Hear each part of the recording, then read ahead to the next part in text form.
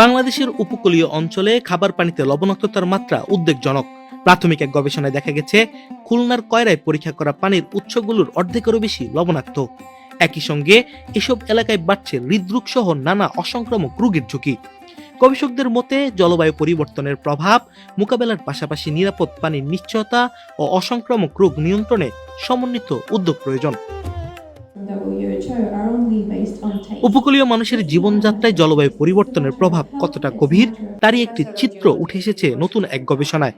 প্রাথমিক ফলাফলে দেখা গেছে উপকূলীয় এলাকায় পানিতে লবণাক্ততার পাশাপাশি মানুষের মধ্যে রয়েছে উচ্চমাত্রার হৃদরোগের ঝুঁকি। উপকূল অঞ্চলের মানুষের যে স্বাস্থ্য ব্যবস্থা খুবই দুর্বল তাই না, তারা রীতিমতো ডায়রিয়া বা অন্যান্য খাদ্য এবং পানিবাহিত রোগে সবসময় ভুগে থাকে। কয়রা এবং আশাশুনিতে 40 বছর উপরের ব্যক্তিদের প্রতি 4 জনের মধ্যে 1 জনের ঝুঁকি রয়েছে এবং এখানে উচ্চ রক্তচাপ অনেক বেশি এবং উচ্চ রক্তচাপের প্রকোপটা অন্যান্য জায়গার থেকে অনেক বেশি।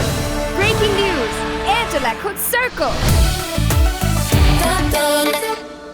ঢাকায় আয়োজিত drinking water salinity and health in Bangladesh evidence adaptation and policy solution শীর্ষক গবেষণা বিষয়ক সেমিনারে এসব তথ্য তুলে ধরা হয়।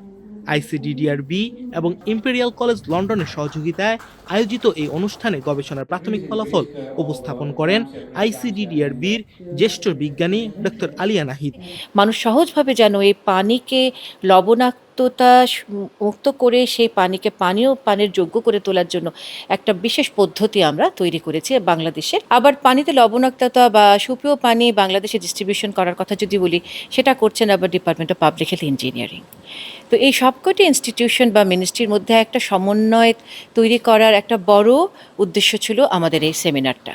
গবেষণাটি পরিচালিত হচ্ছে NIHR global health research centre for non communicable disease and environmental চেঞ্জের বাংলাদেশ কর্মসূচির আওতায়। গবেষণার আওতায় খুলনার কয়রা ও সাতক্ষীরার আশাশুনি উপজেলার 172টি গ্রাম এবং 71টি কমিউনিটি ক্লিনিকের আওতাভুক্ত এলাকার পানির উৎস পরীক্ষা করা হয়েছে।